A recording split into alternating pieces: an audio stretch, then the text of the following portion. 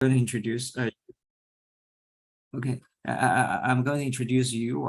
Meanwhile, you could share your screen, and then we'll move forward. Okay, Peter. Sure, okay. That sounds good.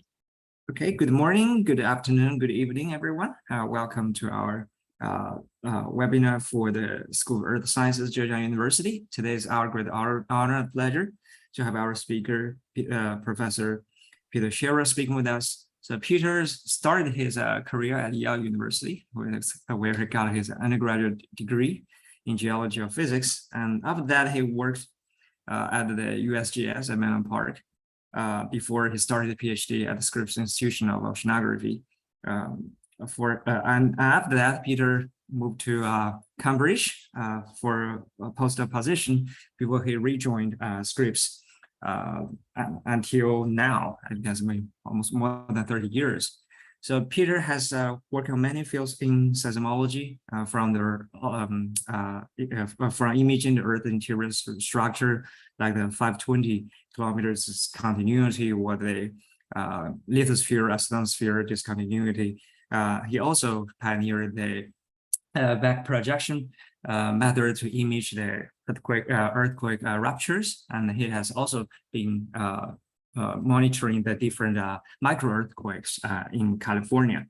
So Peter has won many awards. One of that was elected to the National Academy of Sciences in 2009. But I think to me that Peter probably is also very well known, probably most well known for the textbook that Peter has written, the Seismology, that almost every geophysicist that own one copy. So with that, it's our great pleasure to hear Peter to introduce some of the basic concepts of seismology, and also giving us one example of the PDFs that I have sent you all. So with that, Peter, please. Okay, well, thank you. I understand it's I'm kind of early in the morning where you are, so thank you for getting up early. Let's see, let me share the screen here and make sure I get the right, hold on, sorry, I seem to have the wrong talk loaded here.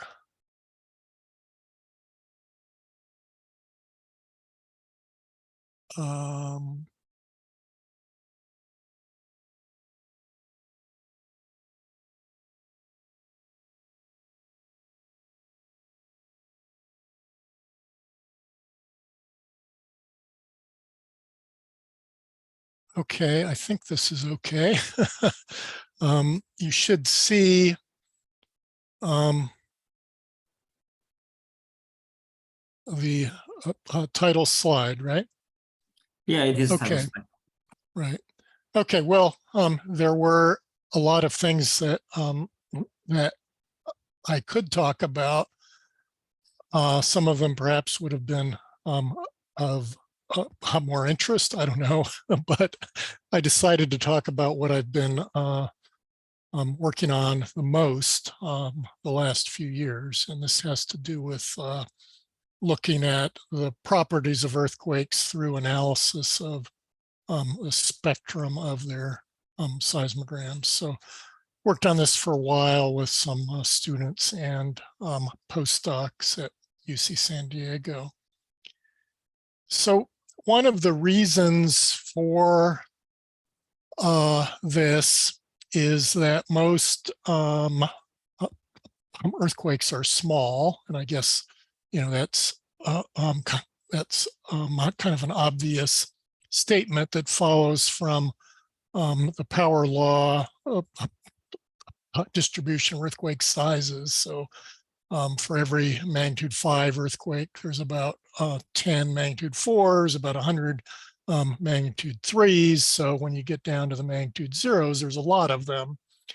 And there's even more that aren't detected by the standard catalog. So it's just highlighting this recent, well, I guess it's not that recent anymore, but a few years ago, Zach Ross at Caltech used a technique called template matching to reanalyze old seismograms and detect a whole lot more earthquakes. And of course, these are all earthquakes that were smaller than the ones that have been detected before in the catalog. Okay, well, where am I going with this is, well, I mean, you can learn more when you have more data. So we want to learn something from these small earthquakes. But the problem that we face is that we can't learn as much from the small earthquakes because we can't go to the field and measure the properties of the fault. So this is this classic old photograph of the 1906 San Francisco earthquake. You can see the ground rupture. So as a seismologist, you can walk to the fault and you can see how much it slipped, and you can see how long it is. There's a lot of information there. But in contrast, and this is one of these old drum recordings, I think these are earthquakes at Mount St. Helens prior to the 1980 eruption of Mount St. Helens. And these earthquakes were just occurring all the time, and they're very small, you can see here. And all we know about, in fact, the only reason we know these earthquakes exist is that we see them on seismograms. So let's think about what we can learn from earthquakes just from the seismic records themselves. And if we just want to start with the simplest model of fault rupture, and that's shown here. If you have a little patch of a fault and there's slip on the fault, then we could characterize this by a couple of numbers: the surface area of the fault that ruptured and the size of the slip, or what we call the displacement. And perhaps the most fundamental measure of the size of an earthquake is called the moment, which you write as M0, and it's just the scaled product of the area of the fault and the displacement. Mu here is the shear modulus of the rock, which is a measure of its resistance to shear. So this describes how large the earthquake is in a fundamental sense. But the moment alone can't tell the difference between a large fault that maybe has a small amount of slip or a small fault, a physically small fault that has a large amount of slip. All you know is what the product of A and B are. You don't know what these are separately. And the parameter that helps to unravel those is called the stress drop, which we typically write as delta sigma. And it's just the difference between the average shear stress on the fault before the earthquake and the average shear stress on the fault after the earthquake. Now, we can relate these to we can relate the model of the fault to the stress drop by using a physical model. And the most common one that is used goes back to an analytical solution of Eshelby, 1957. It was also used by Jim Brune in 1970. But if you have a circular crack with uniform slip D here, then you have this expression for the stress drop. And the important thing to see is that it's proportional to the ratio of the displacement to the radius of the fault. So if you have then small slip on a large fault, you have a small stress drop, or if you have large slip on a small fault, you have high stress drop, and that kind of makes sense if you think about it.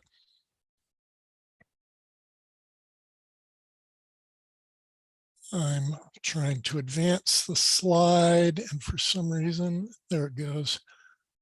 Okay, well, both moment and stress drop are functions of the fault properties prior to the earthquake to following the earthquake. You can fundamentally think of them as static measurements.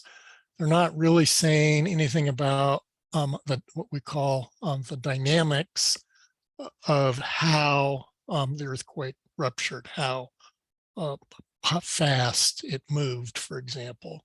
So you can think of a large earthquake, and this is a pull from a magnitude 7 earthquake that actually occurred just southeast of San Diego in 2010. I remember I was out in my backyard and I felt the ground was sort of doing this, these sort of very slow motions as surface waves went by. Anyway, you can see the fault scarp from that event, but in fact, this could have been a slow slip event or something like this, and it could have had the same moment and stress drop. We can have what we call creep events or slow slip events, and they can also have moments and stress drops, even though they don't radiate any seismic waves. So if that's the case, how then can we use these observed seismograms to get at the moment and the stress drop? Well, what you need is a model. You need some kind of theoretical model of the rupture. And there have been a lot of these over the years. I'm just highlighting one that Yoshi Kaneko and I did in 2014, which was designed to be the simplest physically realizably, that is dynamically realistic model of an expanding circular crack. And when you have then a model of the rupture, this will predict what the shape of the pulse that you observe in the seismograms. So in the what we call the far field, when you're well away from where the earthquake rupture is, your seismogram should see a pulse in displacement. There'll be one for P wave and one for the S wave. So you're just sitting here, and then you move over here for a while, and then you come back. So that's the displacement pulse. When you take the spectrum like that, you get something that looks like this. That's flat, and then it has what we call a corner frequency, and then it falls off at a constant rate. So if we think about this pulse, then that we observe this displacement pulse, we can characterize that pulse by a width and a height, so that the area under the pulse, which is related to the product of the width and the height, can be shown that this is related to the seismic moment, M0. So that's how you get the moment from your far field seismogram. The pulse width is related to the size of the fault and how fast the fault ruptures. So you have a large fault or a slow rupture, and you expect the duration of that pulse to be longer. If you have a very small fault or a high-speed rupture, this is going to tend to be shorter. Okay, so what we do then on the computer is we take our observed seismogram. Here we assume that we've corrected it to displacement. And we take the Fourier transform of it to convert it to the spectrum. And in source theory, seismologists almost always plot it as a log-log plot. And then you have a flat part, and that is going to give you the moment, because actually the low frequency flat part of a spectrum is proportional to the area under this pulse. That's one of the things you'll learn if you take a spectral analysis class. But then where this changes from the flat part to where it rolls over, this is called the corner frequency, which is inversely related to the pulse width. So just as the pulse width can be related to the physical size of the source, the corner frequency can as well.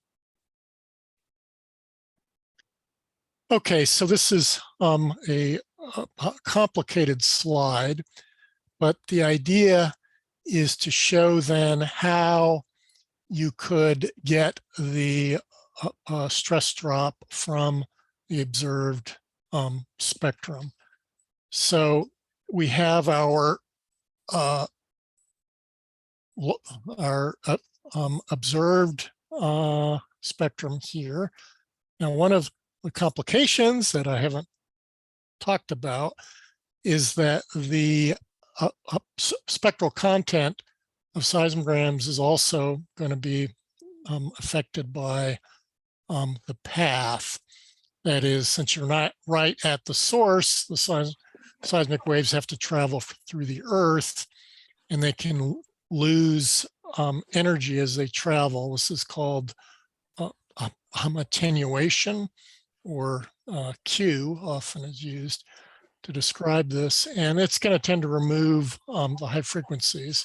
So if you're going to actually be able to relate this to a physical model of the source, you have to correct for the propagation term, as we call it. So you have to make sure that the fall off in high frequencies that you're seeing is due to the source and not due to the path. And I'll say a little bit later about how you perform that path correction, because it turns out it's perhaps the leading source of uncertainty in hot stress drop studies.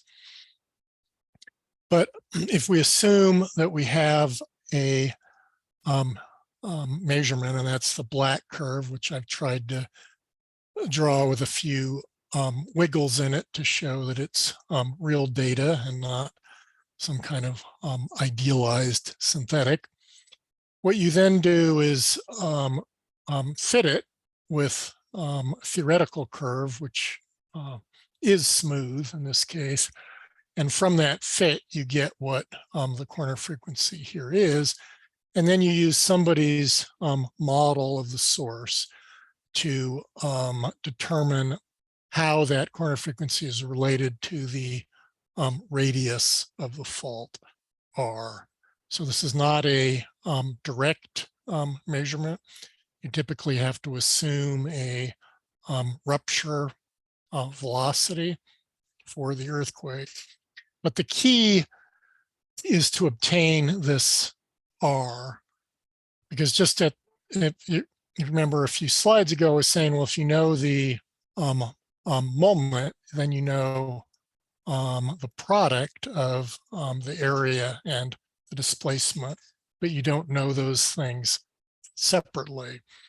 But if you can obtain R separately, then you know what the area is, and then you're able to break apart how much of the moment is coming from the displacement, how much is coming from the area.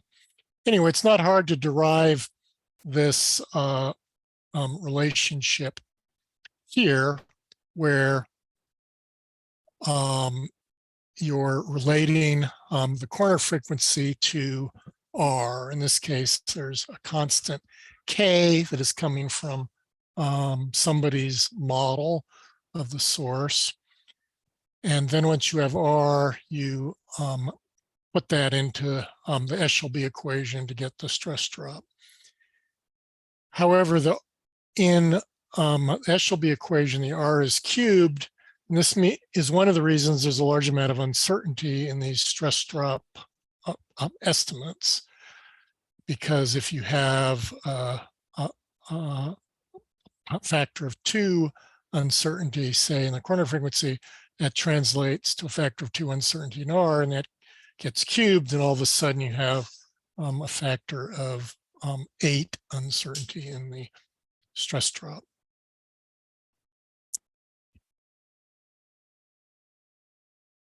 Okay, well, let me say a little bit about what stress drop means and what it's used for. I think one of the main implications of higher stress drop, it's going to lead to stronger ground motions and greater seismic hazard. So if you have higher stress drop, then you get shorter pulse durations. That means higher corner frequencies. That means there's more high frequency energy, and that leads to larger accelerations. So just to show that this is true, this is work that Daniel Trugman did a few years ago when he was a student at UCSD. Some of you may recognize this is the San Francisco Bay Area. San Francisco would be here. And these are earthquakes along the San Andreas Fault here and the Calaveras Fault over here. Anyway, what he did is computed stress drops using the P-wave spectra using the method I described. And then the higher stress drops are shown in the darker colors here. But then he also did an analysis of the shear waves. It's a standard sort of thing that's done in the strong ground motion community, where you simply look at the peak acceleration, and then you have a model of how far that's based basically on the magnitude of the earthquake and how far away you are. But of course, some of the accelerations you observe are going to be more than the model. They're anomalously high, and some of them are lower than the model. So again, this is showing where they're anomalously high in the darker colors. And I don't know how easy it is to see on your screen, but here you can see, at least on my screen, there's a pretty compelling correlation between the regions that seem to have higher stress drops and the regions that have a higher peak accelerations. This is despite the fact that these are based on the P waves, and these are based on the S waves, and the analysis methods were completely different. Well, one question that relates to stress drop is what we call earthquake scaling. And it asks, if you change from a small earthquake to a large earthquake, is it just a change in sort of scale, as shown in the top plot? So here, I just took this in the slide. I took this graphic, and then I scaled it, and I held down the shift key so that it would retain the same aspect ratio. So you can see, even though it's twice as wide, that the displacement also changed by a factor of 2. So this is called self-similar earthquake scaling. And in this case, because the stress drop is proportional to the ratio of the displacement to the size of the fault, we have the same stress drop. But we could change to the large earthquake just by making the fault area larger without making the slip larger. So you can see this isn't the same as that scaled up. So this would be non-self-similar. And in this case, even though this has a large moment, much larger moment than that earthquake, it would in fact have a smaller stress drop. So a fundamental question in earthquake physics relates, as you go to bigger and bigger earthquakes, are they really just kind of scaled up versions of small earthquakes that involve the same physics, or are there things that change? And before I summarize some of the results on that, I want to talk about a third key parameter that, at least in theory, you should be able to obtain from seismograms. This is called the total radiated seismic energy from the earthquake.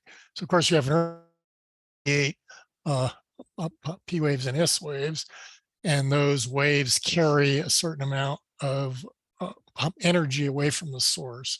So the idea here is that if you could measure all of that energy, then you'd have a fundamental parameter that would, in fact, it's much more related to the rupture dynamics than either the moment or the stress drop.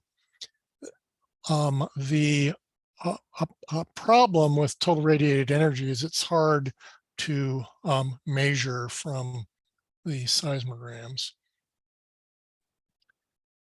This is a slide actually that I stole from Bill Walter at Lawrence Livermore National Lab, and it's sort of trying to say this in a slightly different way, where this is also a photograph of the 1906 earthquake.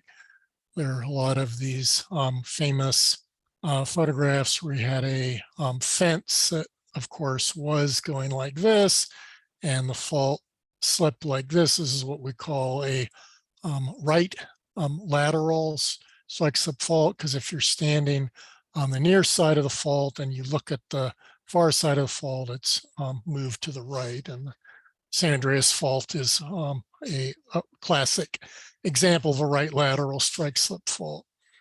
So anyway, we can go up to the fence and see how far it moved, and that's basically a static measure. But a dynamic measure would be, well, if you were there during the earthquake, which of course would have been very exciting. And you might not have had time to see this, but the question would be, well, how fast did the fence move from there to there? Did it take a second to do it, or a tenth of a second? Obviously, if it only took a tenth of a second, the ground shaking would have been much more violent. Okay, so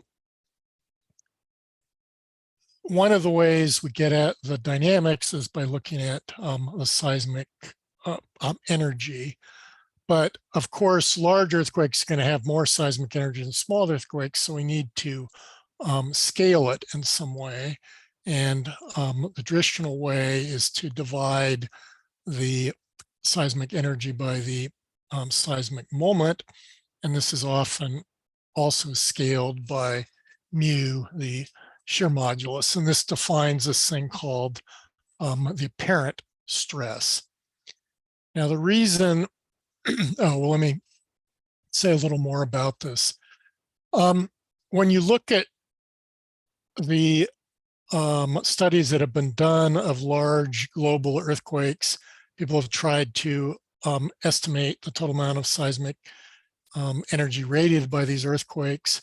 This is an old slide, but I think it's true even for more recent earthquakes. There's a lot of scatter and uncertainty. There's a log scale here. So, for example, the Hector Mine earthquake of 1999, I think it was in Southern California, there was about a factor of 5 or more uncertainty in these estimates of the radiated seismic energy. And this is getting, I don't know if you can see it, wanted me to do a software update on my computer, which I didn't want to do.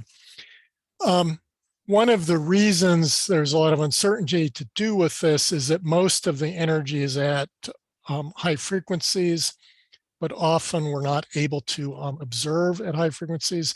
This is due to the effect of Q and attenuation. So we then have to guess as to what high frequency. Is there a question? I'm hearing sound here. Oh, guess not. Yeah. You should be good. It's not a question. I think someone that happened to unmute somehow.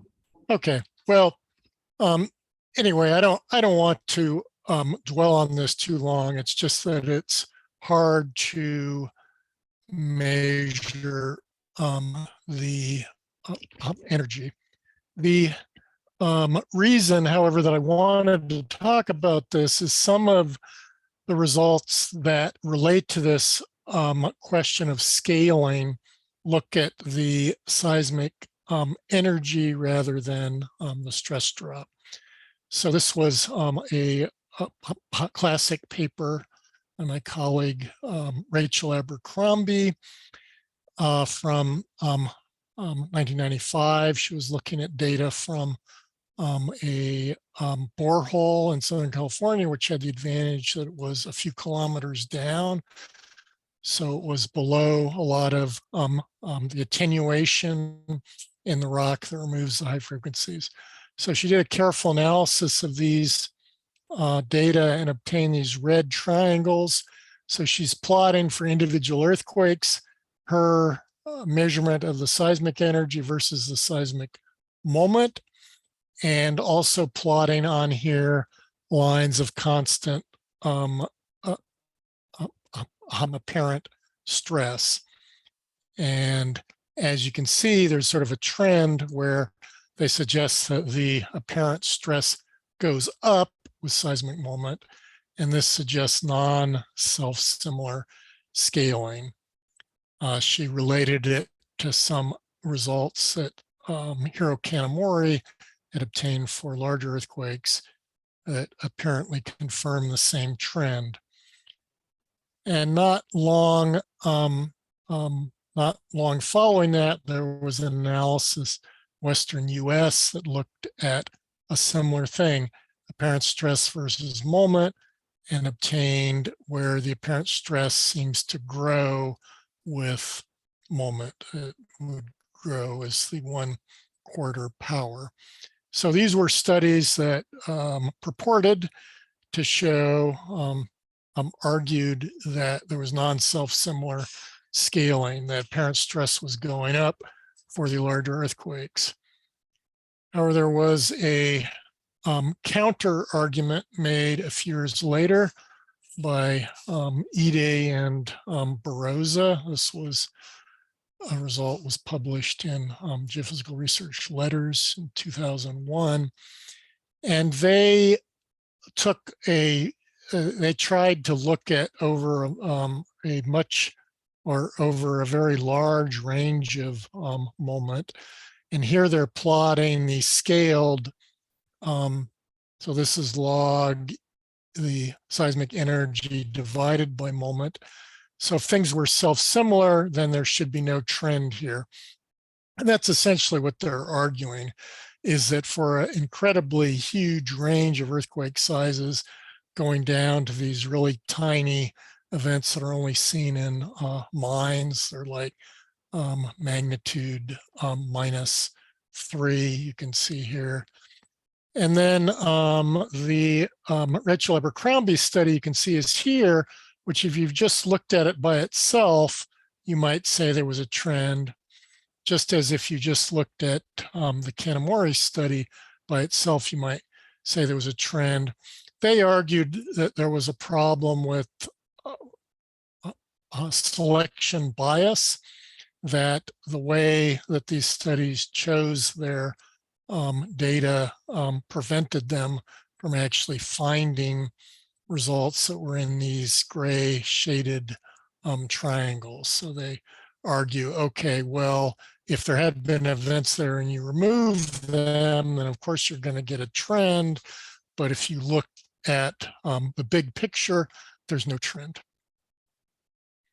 And this debate, I would say, is still going on. It has not been resolved as to whether we have a constant stress drop on average with earthquake size, or whether there's non-self-similar scaling and it grows with earthquake size. So why is this? One of the reasons is that real data are a lot more complicated than theoretical models, so that when you have this theory that predicts this nice smooth spectrum, the observations might look like this. And furthermore, you have to correct, which I'll talk more about in the next lecture, but you have to correct for Q and other path effects, and that introduces a large amount of uncertainty. Oh, I guess I'm going to talk about it now. I forgot which slide was which. But anyway, this is showing standard earthquake source models plot on a log-log scale. These are what you expect the source spectra to look like. And as you move to larger events, going from magnitude 1 to 4, like this, if things are self-similar, then the corner frequencies, where there's a change from the flat part to the high frequency fall off part, should change along this frequency of the -3 line. Similarly, you can also plot what you expect to see from the effects of seismic attenuation along the ray path, sometimes characterize this in terms of a parameter called T star, which is the integrated effect of attenuation along the ray path. And you can see that you lose high frequencies as well. And for most network data sets, you might only have the region here in this blue box to work with. And it becomes hard then to uniquely distinguish what part of this fall off in high frequencies is due to the source and what part is due to Q. This kind of correction is often done by using what's called an empirical Green's function, or EGF. And the word empirical means that it's based purely on the observations. So the idea here is we're not supposed to be dependent on a theory.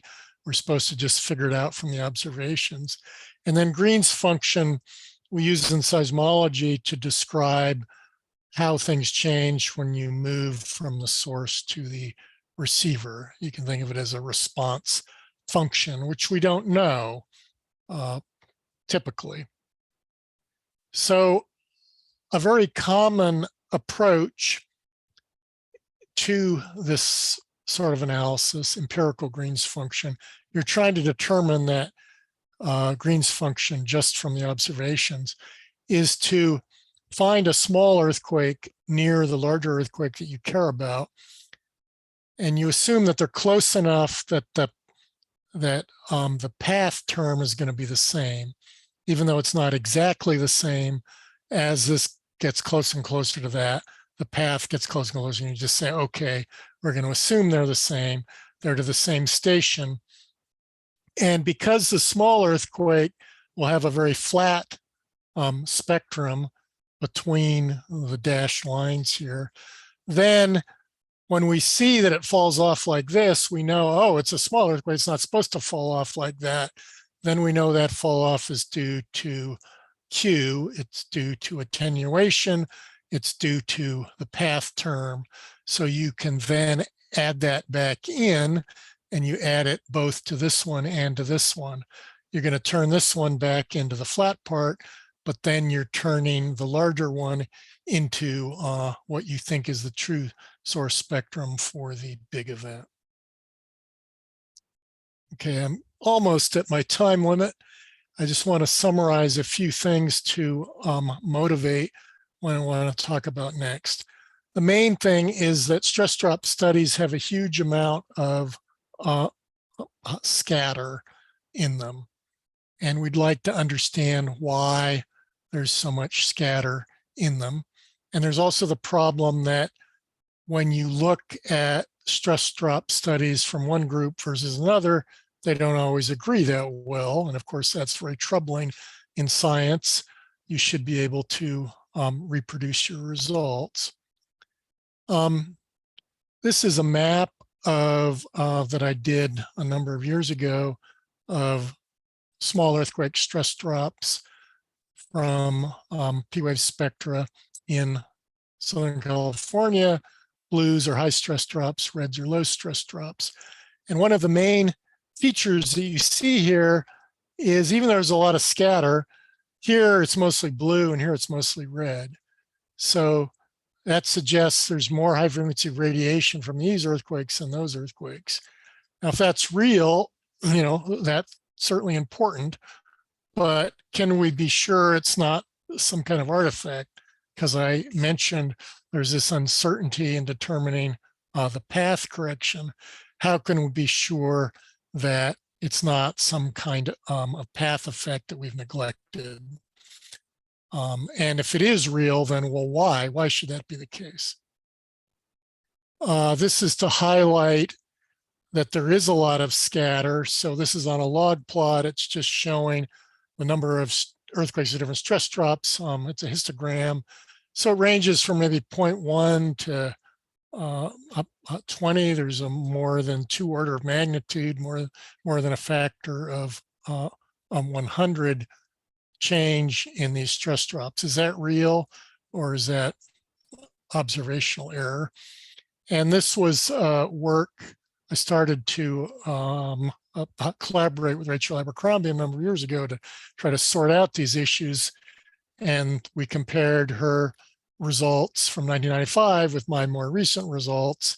And we're plotting here. It might have looked better on a log-log plot, but you don't see a great correlation there, do you? So this is sobering that we're not getting better agreement. And another concern is that, and so this is a study that was done in Japan using a very similar approach to the one that I used in Southern California. And the startling thing here is that this region, and I don't remember what part of Japan that's called, but it has about a factor of 10 higher stress drop on average than you do for the rest of Japan. And that seems kind of strange because you wouldn't have thought that the tectonics of this part of Japan are that distinct from the tectonics of the rest of Japan. So, but of course, if it's real, it's important. So it's just, it would be good to sort out whether these things are real. And this is actually from a study that Daniel Trugman did that brought up a similar issue. He looked at two big earthquakes and their aftershock sequences in Southern California. And these are in the same part of the desert, almost very similar tectonics. And yet there's about a factor of 4 change in the average stress drop. And that doesn't seem right. Okay, so I've gone a bit over, but I wanted to end with those slides just to sort of give you something to think about for the next session. Okay, thank you, Peter. I think, how about this? Let's take a break. And then for those of you who have questions, feel free to leave a question in the chat. And then after the break, we could begin by answering questions in the chat. And also you could feel free to open your mic afterwards. That sounds good, everyone? So, okay, so let's take a break and then we will meet in 10 minutes. Sounds good. Yeah, please leave a question in the chat or just remind me that you're going to ask a question.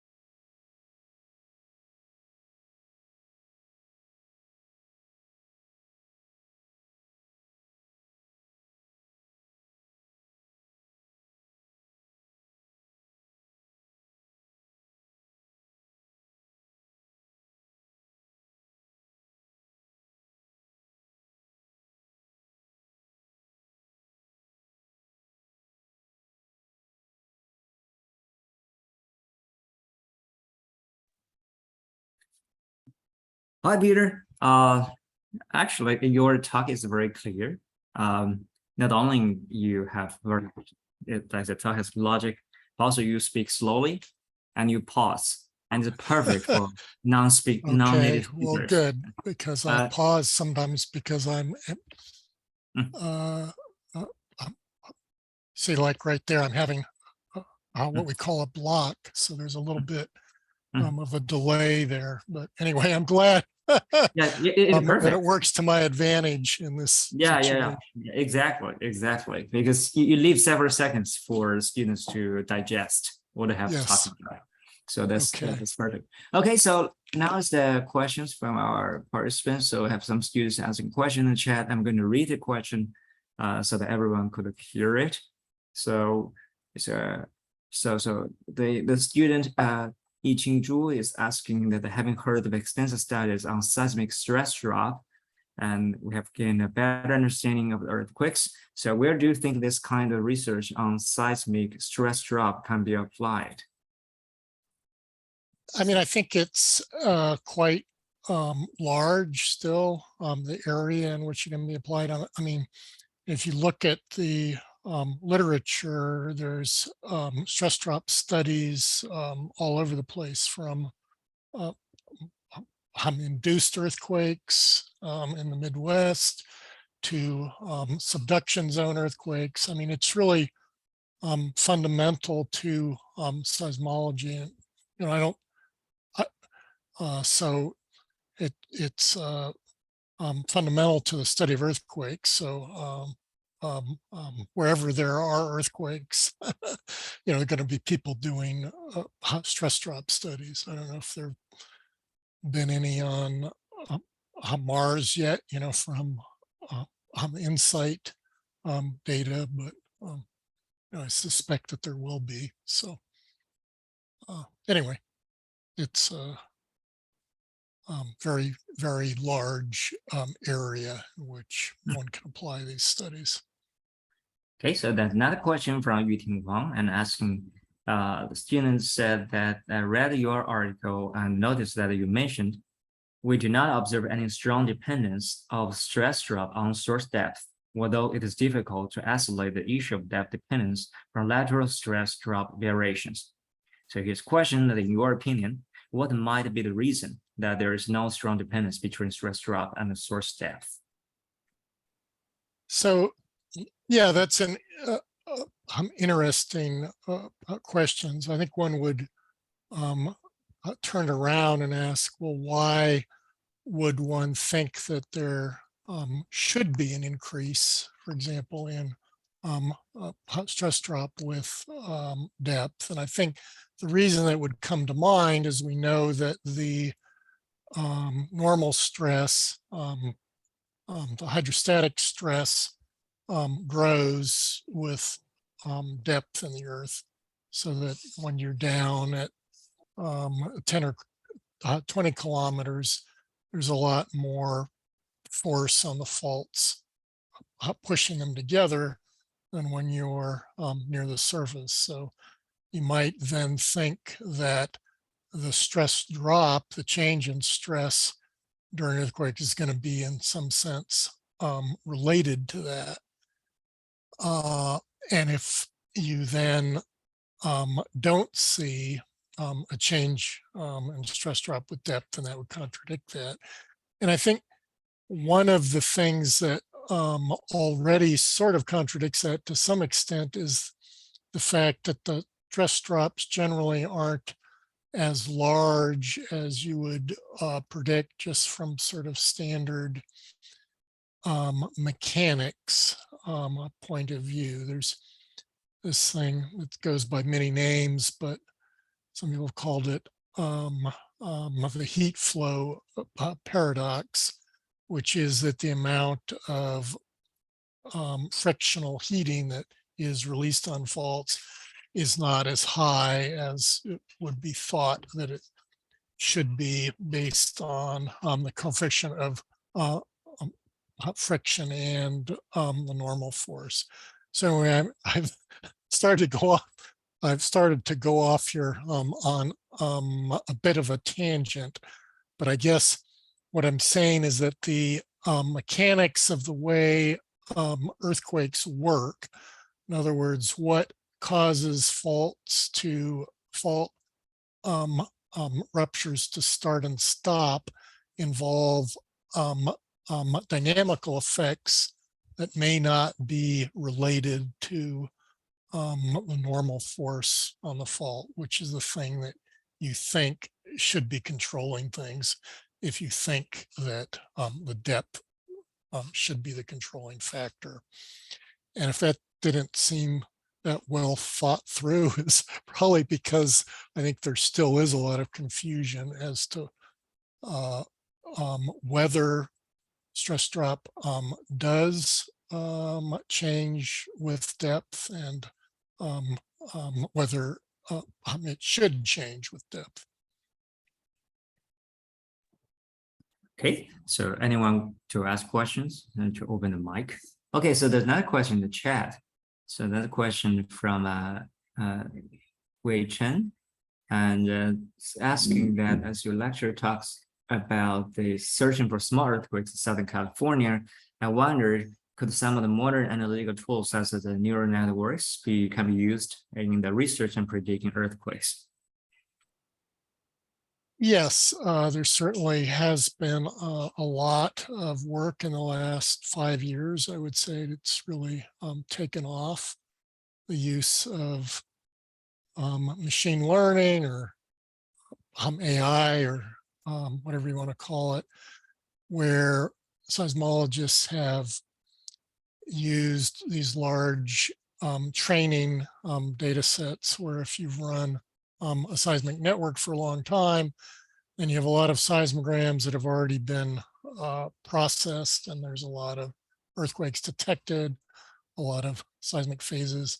So you can then stick these things through these machine learning things to be able to reproduce things, and they often then achieve better reproducibility in terms of that you're not reliant on the subjective opinion of a particular analyst. So things get more objective. And then also you can just run it through a lot more data and perhaps detect events that you had not detected before. But the limitation, I think, of them is they only work well when you have these big pre-existing training data sets. So what I think there's still a need to think of new ways to look at data. I mean, when you apply machine learning, you're not doing anything new fundamentally. You're just more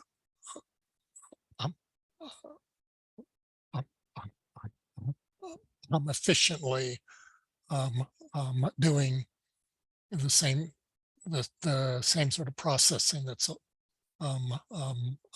already been done.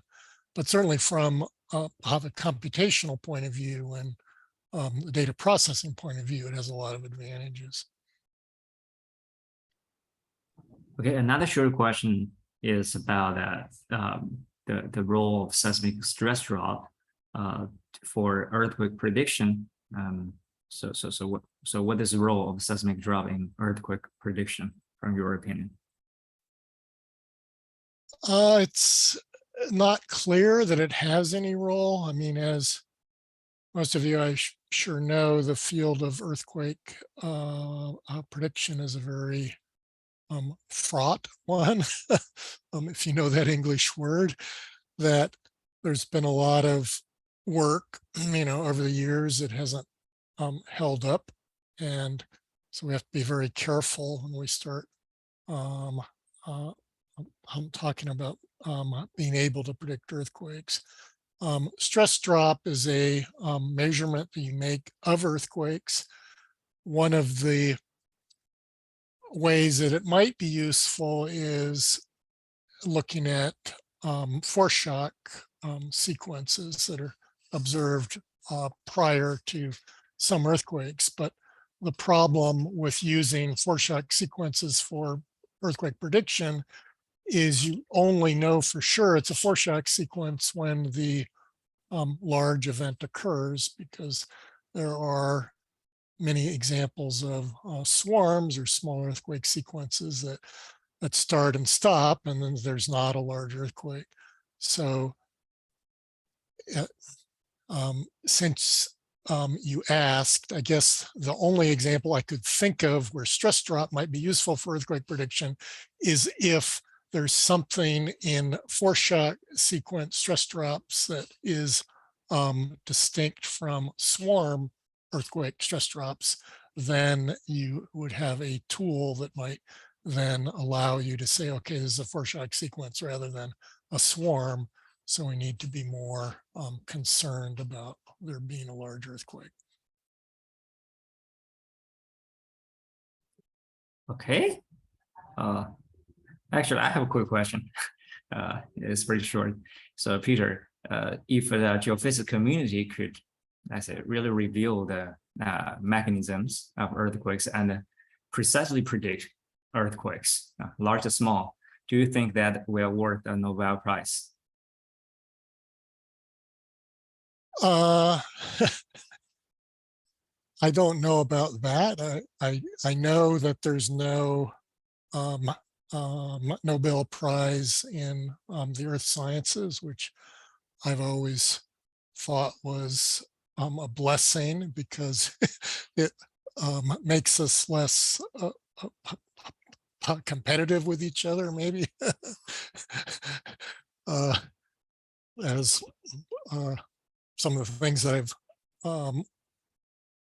I've heard about the physics community, but anyway, so yeah, I mean, this would be clearly you'd be able to save millions of lives, so that would be wonderful.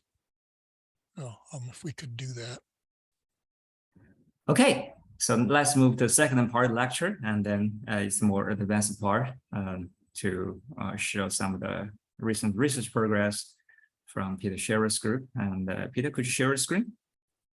Yes, and let me.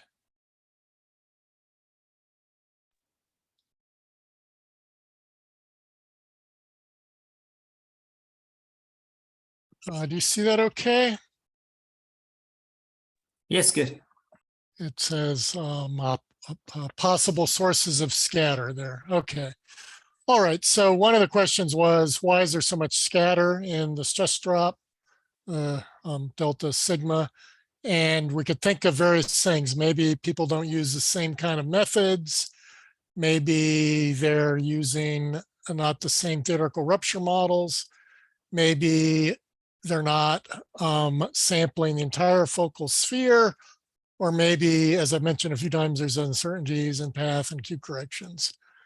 So one of the things that I've tried to do in my collaboration with Rachel Abercrombie the last few years is to look at these issues and basically to make a long story short, as we say, and now I'm trying to go to the next slide. Oh, I think I needed to go to slideshow. There we go. Okay, so the first three really aren't that important. First one's not really important at all. The second one, of course, it matters which model you use, but that's a simple matter to correct for. This focal sphere thing means there's going to be more scatter, but it's sort of a largely random effect. But it's this fourth thing, the uncertainties in the path and the Q corrections, that is the key factor. It can cause a bias, which of course is a lot worse than scatter. When I say scatter, I mean it's random. It could go up or down, but if you have bias, it means it moves in the same direction, and that's what really causes problems. So what we did is we decided we needed to look at a small region that had a lot of earthquakes. And we chose a region of aftershocks of the 1992 Landers earthquake in Southern California, magnitude 7 earthquake. And it had many, many aftershocks. That's 2 kilometers there. And we just chose this 6-kilometer cube of these, more than 3,000 aftershocks. This is a map view. This is where the lander's main shock started. This is a cross-section view. So we started 6 kilometers down to 12 kilometers. See, they're mostly between 1 and 3 magnitude events. And this is a map of the recording stations. And you can see the little red cube is very small compared to the size of the network. And that's good because we want to assume that all of the paths are going to be the same, basically. Oops. Okay, very quickly. One of the main ways that we analyze spectra is called spectral decomposition. And it's useful if you have large data sets so that you're recording mini earthquakes by mini receivers. And then you can express things in the log domain as a sum. So our observed spectrum from the ith source to the jth station can be approximated as a source spectrum, EI, a receiver response, SJ, and then a travel time dependent term that is going to account for the varying lengths of these paths. And then we have some kind of residual. You can then solve this system. It becomes very large, but you can solve it then to obtain the best fitting set of source terms, receiver terms, and travel time terms. But if we go back to that equation, there's a fundamental ambiguity here in that you could add a spectrum to the source and subtract the same spectrum from the receivers, and you wouldn't change the result. So it's not well constrained. You need to add in something else. I keep advancing to, okay. So that's illustrated here. These raw source terms don't look at all like what they should. These actually have been stacked, which is why they look so smooth rather than that real data example that I showed before. So essentially we take some long period level, in this case at between 1 and 2 hertz, and say, okay, we're going to sum all of the spectra within that bin. And that's where you get these curves from. But they don't, the small ones go up at high frequencies instead of going down. But what we can do then is say, okay, well, there is this ambiguity. What we want to do now is solve for an EGF function, this red curve, such that when we subtract it from all of these, are going to cause them to look like what we think they should look like.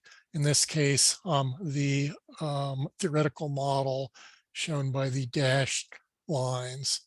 This is the spectral decomposition.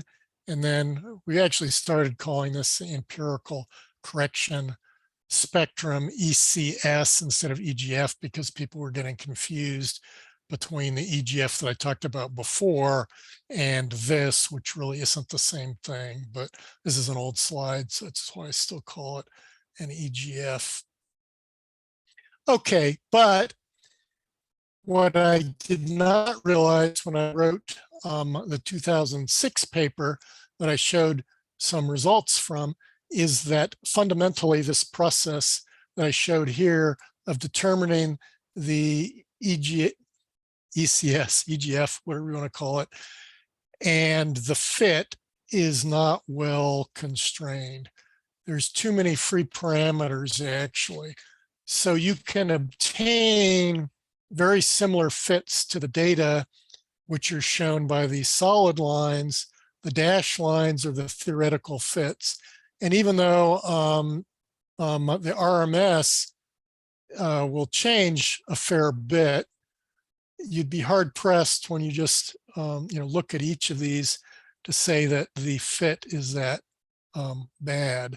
There's a large range of these ECS functions that still lead to a reasonable fit to the data. So it's then hard to be sure of the absolute level of stress drop, the high frequency fall off rate, or whether there's non-self-similar scaling. In order to answer those questions, you need something separate from the way that we solve this. You have to get an independent constraint on the EGF function. However, once you've chosen this EGF function, the relative stress drops among the events are still well resolved. It's just that you could shift them all to higher stress drops or to lower stress drops and still get a reasonable fit. So there's an example here where if we had data for a large event, again, we're plotting on a log-log scale the displacement. Our data shown as the green curve, and we have a model then, a self-similar Bruhn model where the corner frequency moves along the f⁻³ line. Our model predicts this red. So we see that large earthquakes, and this is a real observation, they often seem to have more high frequency energy than self-similar Bruhn models predict. I don't think I explained why I've been calling it a Bruhn model. That slide, that very complicated slide that showed all the steps involved from going from corner frequency to stress drop, is something that Jim Bruhn, who actually was at UCSD for a while in his career, he worked that out in his classic 1970 paper, which I think has more than 1,000 citations or something like that, probably more than that by now. But anyway, so often I will call it a Bruhn model or a Bruhn stress drop for that reason. Okay, anyway, to go back to this. Okay, so we have a problem. The green line, the data is above the self-similar Bruhn model. So we could say, okay, well, it means it's not self-similar. We just move our corner frequency higher, and then we can get a pretty good fit here. And I'm calling that the non-self-similar Bruhn model, because this corner frequency then is not where it would be if things were self-similar and stress drop were constant. So you might say, fine, that's great, but that result depends on this high frequency fall off rate, which in this case I'm showing as f⁻². So on a log-log scale, you're going to get a straight line when you have an f⁻². But if it was, say, f⁻1.6, then you'd have a more gentle straight line. And in fact, you can do that. If you want to preserve self-similarity, all you have to do is say, okay, well, the high frequency fall off rate isn't f⁻², high frequency fall off rate is f⁻1.6. And you can't be contradicted by the small earthquakes, because usually the range of observations is, you don't have the bandwidth to go up there. So this is what a case where the question of self-similarity is going to trade off the question of what the high frequency fall off rate is. And this is a very busy slide, but we did these synthetic tests as well that basically just confirm that there's a number of these trade-offs when you are trying to separately solve the question of self-similarity from the question of high frequency fall off rate and the question of what the absolute level of stress drop is. There's just too many free parameters. We also oh, let's see. I'm not sure I've shown. Well, anyway, I'll proceed. I've sort of lost track of the order of the slides, but there's another method. It's been around longer called the spectral ratio method to determine the EGF. And I already talked about where you have a small event and a large event. The spectral ratio method essentially generalizes this to the case where the small earthquake isn't small enough to be flat. And in that case, you have to assume what the corner frequency of the small earthquake is as well. This gets kind of technical, and I'm just going to skip a number of these slides because I don't think it's that important. But the conclusions that we drew for the Landers cluster, this first one that I already mentioned, in that the way that you compute the spectra, the signal noise requirements don't affect things very much. But there's these trade-offs among the model parameters that prevent learning these things independently of each other, that you can resolve relative properties among nearby earthquakes better than their absolute properties.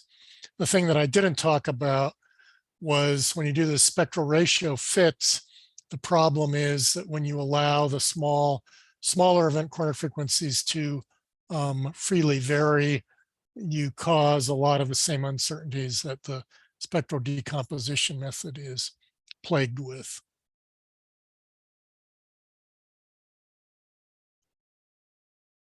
Okay, well, this was the map for the Landers cluster of the variations in stress drop.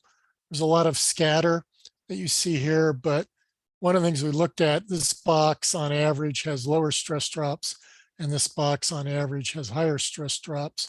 And then we looked at the ratio of that as a function of the magnitude of the earthquakes, just as a test as to how robust this is.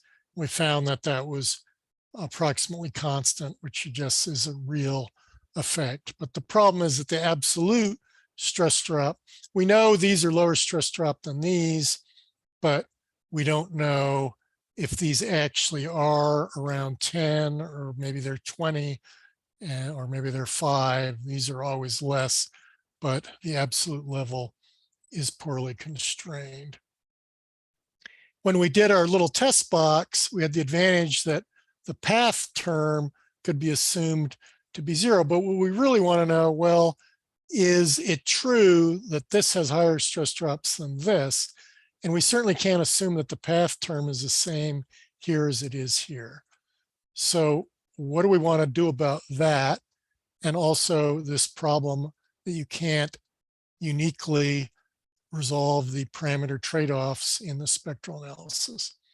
So the solution that we recently came up with is to simply fix the small earthquake average corner frequency. So rather than try to resolve it, we're just going to say, okay, these are small earthquakes. We're going to assume all small earthquakes are the same. We know, of course, that's not true, but for now, we're just going to assume that it is true. So we say, let's force all magnitude 1.5 earthquakes to look the same. And that then is going to ensure that any changes you see for larger earthquakes that are relative to small earthquakes in the same region are real, because we force the small earthquakes to be the same.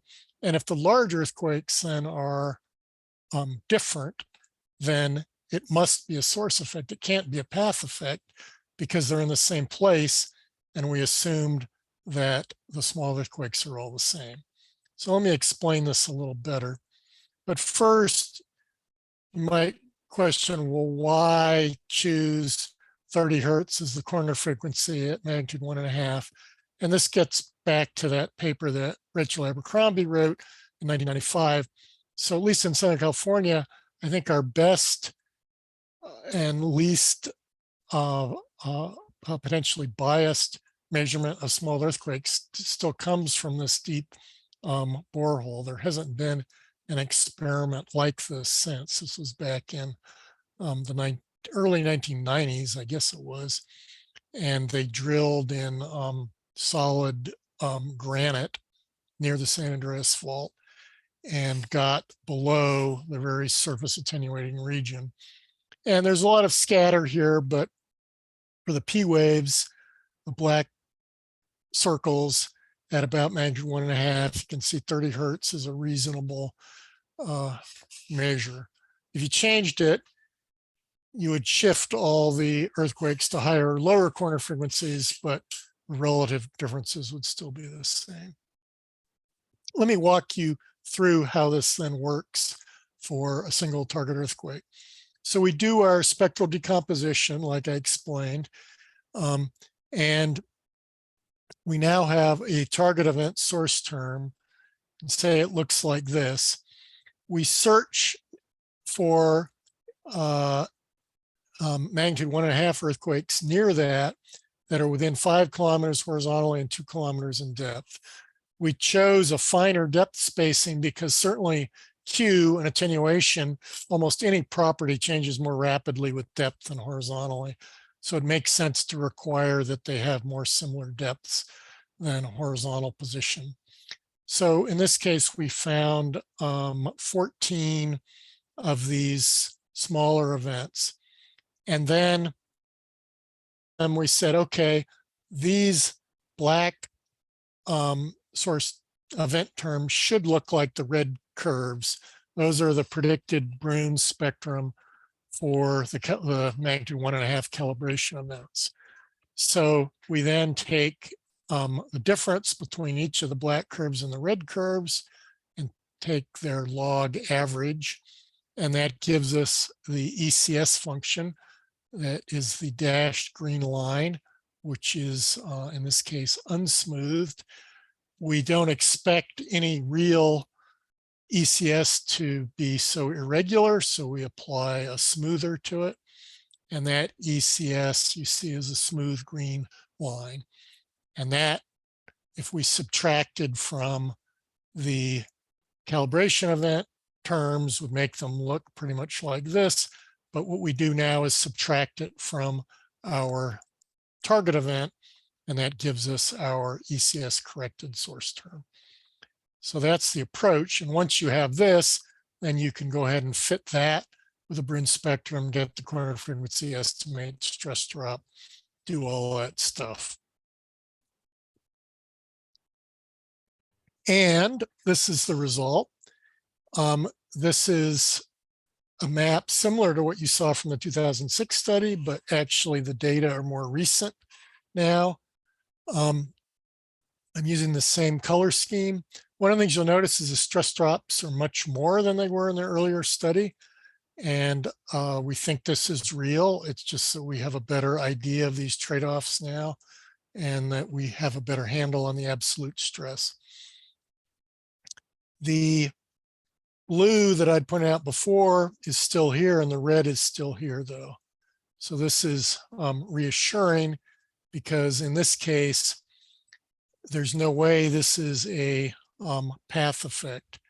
This is relative to small earthquakes, which have all been forced to have the same spectral properties.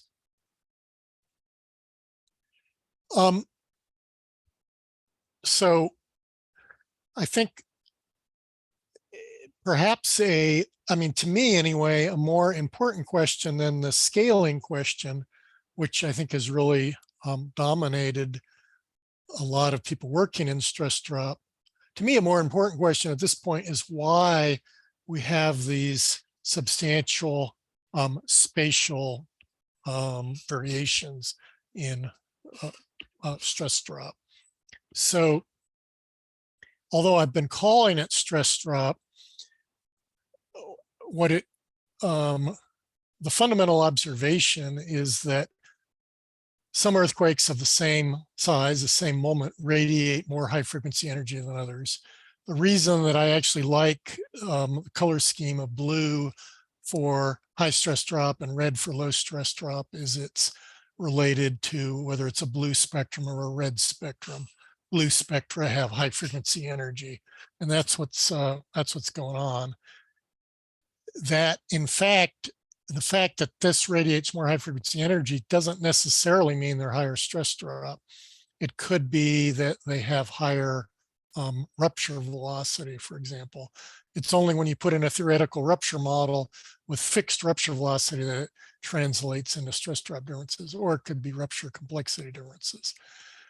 So I think it's important to remember what the fundamental observation is, which is that these are radiating more high frequency energy than these, not that they're necessarily higher stress drop. So what causes the spatial variations? There's sort of two, I guess, leading possibilities. One would be the medium properties. It could be that the rock type here likes high stress drops and the rock type here likes low stress drops. Then you would not expect any change with time because it's the rock that's important, not the time. But it could also be that it has to do with the local stress state, maybe because this region is near what we call the Big Bend in the San Andreas Fault, where it has the curve here. Maybe somehow Earth is getting stressed more and there's higher stress drops here. Maybe this had a large earthquake go through it recently or something has lower stress. So you might expect to see that when you have large earthquakes that change the stress state of the crust, that you'd see a change.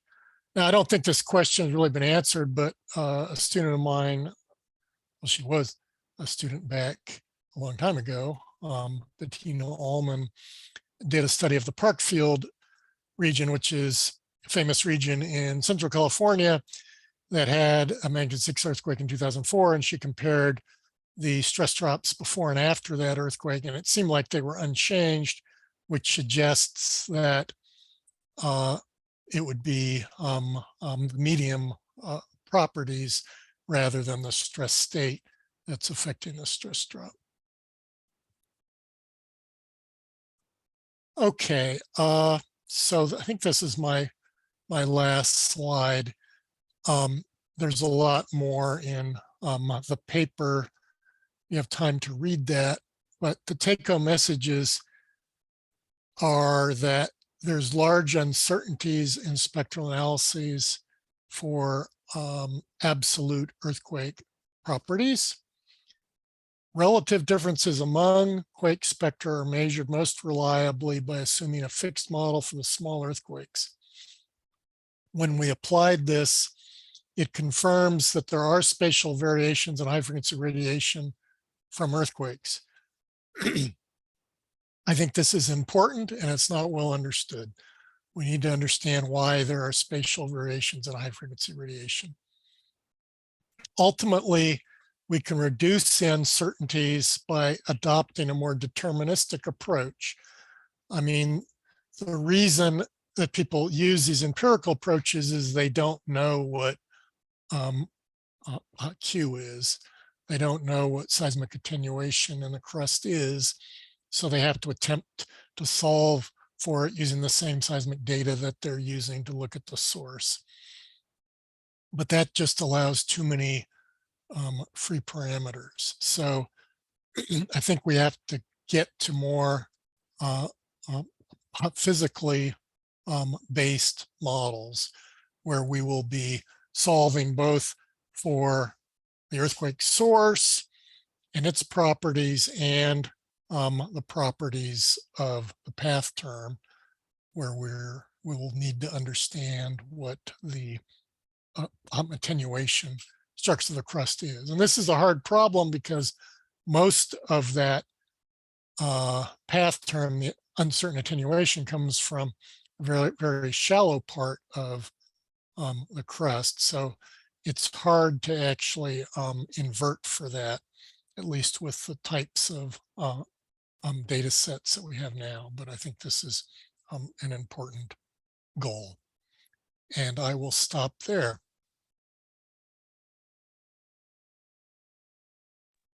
Okay, thank you, Peter. Now, if you have a question, feel free to post a question in the chat, or you could directly open your mic and answer the question and ask a question.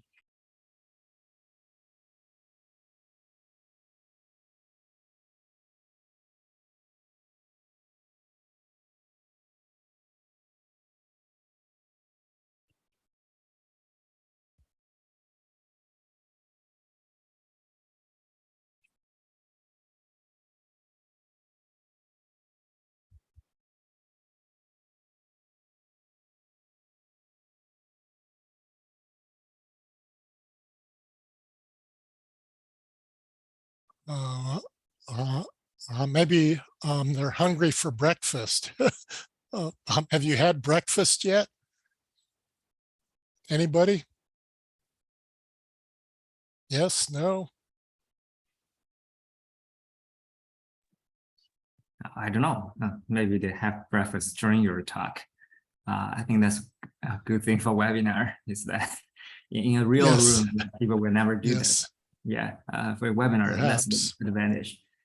Okay, so here's a question in the chat from Shichi Liu, an undergraduate student asked that the freshman, so it's a general question, so they get lost when reading papers because papers are usually very long and contain a lot of information. And so do you have any suggestions when you read literature as a freshman? I think, of course, if you're not familiar with a field, it would take a huge amount of time to read a paper and feel, like you really understood it. So I think the goal is to learn to read just enough, I guess, to get the main point to the paper. I mean, so the length doesn't become that important then. It's more being able to sort of skim through it, read the abstract and, look at some of the figures, maybe look at the conclusions or the discussion. But a lot of the techniques and things that are used,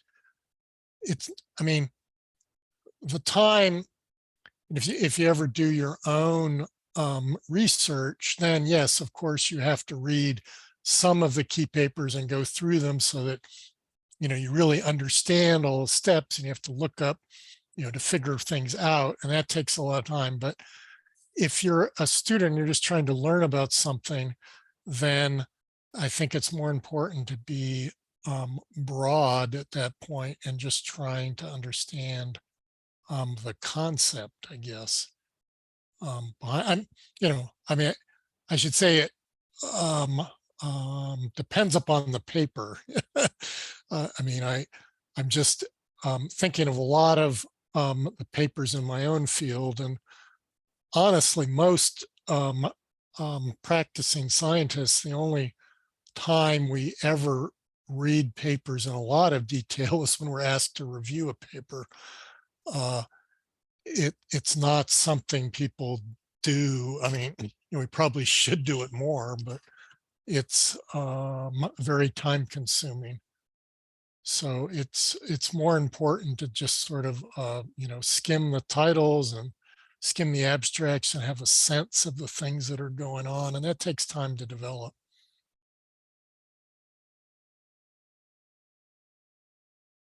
Okay, here's another student, Zhu Qian. It's a general question. So since an undergraduate student majoring in geology has learned some courses like mathematics, physics, C, programming language. So could you give some suggestions on some other courses or knowledge skills that should they learn?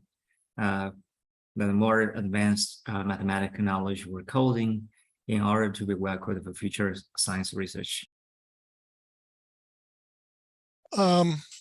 So I think at least in geophysics, the sort of mathematics courses are the ones that are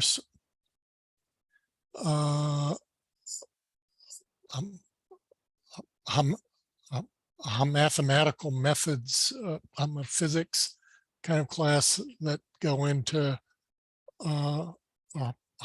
partial differential equations and their solutions. That kind of course is important, of course.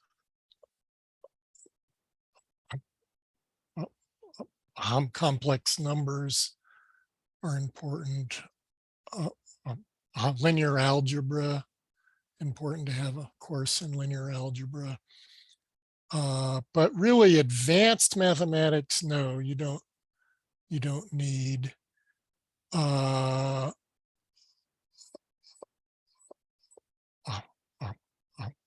statistics, and I guess computer sort of approaches to statistics. I mean, nowadays you can use the computer to do a lot of the work for you in terms of doing statistics. So understanding things like bootstrap, resampling.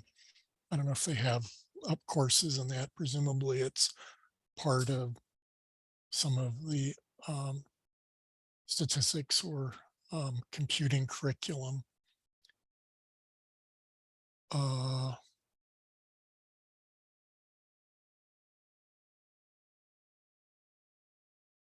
Anyway, I don't know if that, I probably have benefited from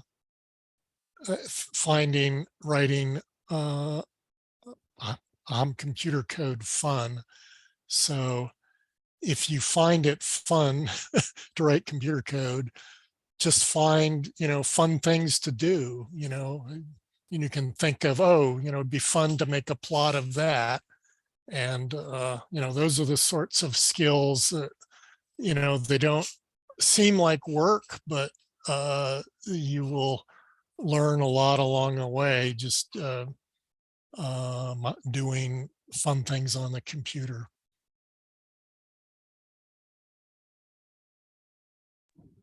Okay, any more questions?